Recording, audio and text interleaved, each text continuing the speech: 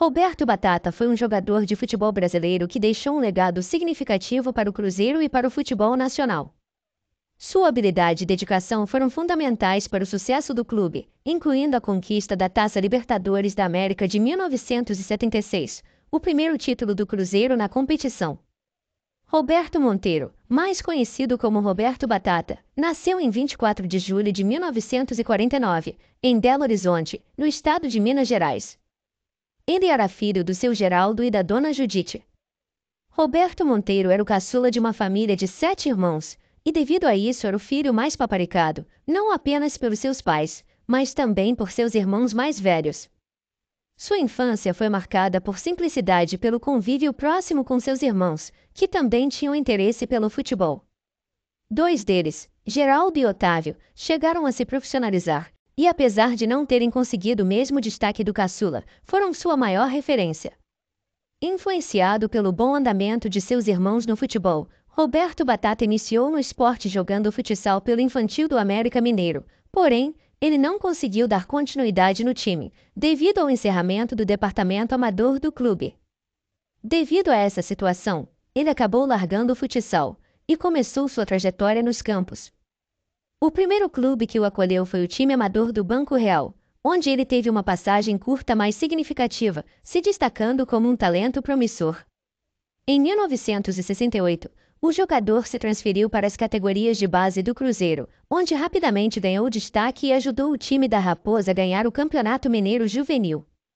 Todos que o viam jogar na base do clube sabiam que ali estava surgindo um grande jogador, porém, faltava para Roberto Batata experiência para chegar nos profissionais do clube. Por causa desse pensamento, o jovem atleta foi emprestado em 1970 para o time Atlético de Três Corações, que disputaria o Campeonato Mineiro daquele ano.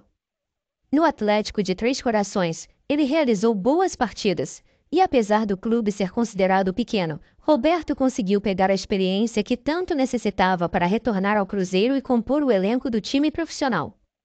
Mesmo sendo uma jovem promessa, Roberto Batata ainda precisou permanecer algum tempo no banco de reservas. O titular do time naquele período era o jogador Natal, uma das estrelas do elenco. Como havia muito interesse de outros times em Natal, o Cruzeiro sempre recebia propostas para vendê-lo, porém, como não havia ninguém bom para substituí-lo, o jogador foi permanecendo no time da Raposa. Até que Roberto Batata foi notado pela direção, que viu nele um substituto para Natal que não iria decepcionar. No início de 1971, a diretoria aceita vender Natal para o time do Corinthians. Com a vaga disponível, Roberto Batata aproveitou a oportunidade para mostrar seu talento e se tornar uma peça-chave no ataque do Cruzeiro. Ele estreou pelo Cruzeiro em uma partida contra o Peñarol, no Estádio Centenário, em Montevidéu, no dia 20 de janeiro de 1971. Ao longo do seu primeiro ano no Cruzeiro, Roberto Batata se adaptou rapidamente às exigências do profissionalismo. Ele integrava com naturalidade as partidas do Campeonato Mineiro e outras competições nacionais, e seu desempenho era acompanhado de perto por uma torcida que começava a enxergá-lo como um novo ídolo. Apesar das boas partidas, foi apenas no seu segundo ano no time que Roberto conseguiu seu primeiro título como profissional em 1972. Sua primeira conquista foi um título do Campeonato Mineiro, e foi o início de um período de grandes conquistas não apenas para o jogador, mas também para a história do Cruzeiro. Nos 3 anos seguintes, o time do Cruzeiro foi se fortalecendo, e entre 1973 e 1975, conseguiu emplacar mais 3 títulos mineiros, conseguindo um tetracampeonato consecutivo. Para a conquista desse feito, Roberto Batata foi fundamental. Sua velocidade e habilidade para driblar e finalizar eram características que desequilibravam os adversários e garantiam vitórias importantes para o clube. Durante esses anos, Batata não apenas contribuiu com gols, mas também com assistências e jogadas decisivas, que ajudaram a equipe a manter sua hegemonia no futebol mineiro. A fase do clube era tão boa que não se limitou ao campeonato estadual, e em 1974 e 1975, o time da Raposa quase leva o Campeonato Brasileiro, chegando à posição de segundo lugar na competição, perdendo para o Vasco e Internacional. Em 1975, devido ao seu desempenho excepcional nos últimos anos, ele é convocado para a seleção brasileira, que disputaria a Copa América de 1975. A competição começou em 17 de julho, e Roberto Batata estreou pela seleção no dia 18 de julho, em uma partida contra a Venezuela, realizada em Caracas. O Brasil venceu por 4-0, e Batata marcou um dos gols, mostrando sua habilidade em nível internacional. Durante o torneio, ele disputou 6 partidas e marcou 3 gols, sendo uma peça importante no ataque brasileiro. Embora o Brasil tenha tido uma campanha sólida na fase de grupos, a equipe foi eliminada nas semifinais pelo Peru, em uma partida realizada no dia 30 de setembro de 1975, em Belo Horizonte.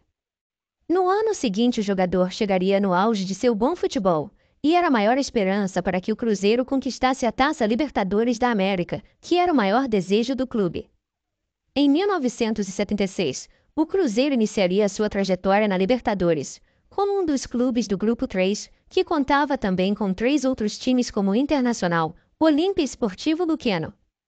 A estreia aconteceu no dia 7 de março de 1976, em um jogo emocionante contra o Internacional no Mineirão, que terminou com uma vitória por 5-4.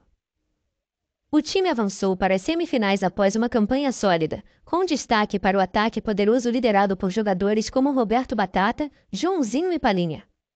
No dia 12 de maio de 1976, o time goleou o Alianza Lima por 4-0 no Peru, com Roberto Batata marcando um dos gols e sendo eleito um dos melhores em campo.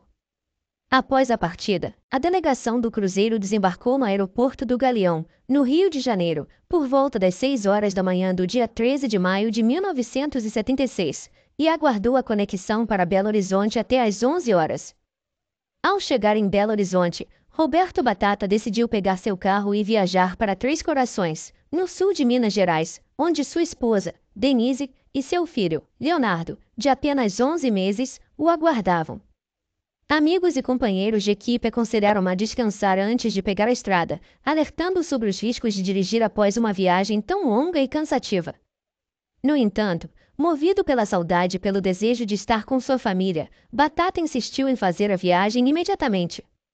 Enquanto viajava de Belo Horizonte para Três Corações, em seu carro, um Volkswagen Brasília, ele passou pela rodovia Fernão Dias, no quilômetro 182, trecho onde seu carro colidiu com 2 caminhões. O impacto foi fatal, e Batata faleceu no local. Roberto Batata morreu no dia 13 de maio de 1976, vítima de um acidente automobilístico. Ele estava com 26 anos. O velório de Roberto Batata foi realizado na sede do Cruzeiro, em Belo Horizonte, e reuniu milhares de pessoas, incluindo familiares, amigos, companheiros de equipe e torcedores. A comoção foi imensa, com a presença de fãs de diferentes clubes, como Atlético Mineiro e América Mineiro, que também prestaram suas homenagens ao jogador. Durante a cerimônia, a camisa número 7, usada por Batata, foi colocada ao lado de seu caixão como um símbolo de sua memória e legado. A Federação Mineira de Futebol decretou luto oficial de uma semana e adiou 2 rodadas do Campeonato Mineiro em respeito ao ídolo. Roberto Batata foi enterrado no Cemitério Municipal de Belo Horizonte, em Minas Gerais. Roberto Batata é lembrado não apenas por suas habilidades em campo, mas também por sua paixão pelo esporte e impacto emocional no Cruzeiro e no futebol brasileiro. Ele permanece como um ícone do Cruzeiro e uma inspiração para jogadores e torcedores, simbolizando dedicação, talento e amor pelo futebol. Se você gostou, deixe seu comentário e inscreva-se no canal. Até o próximo vídeo!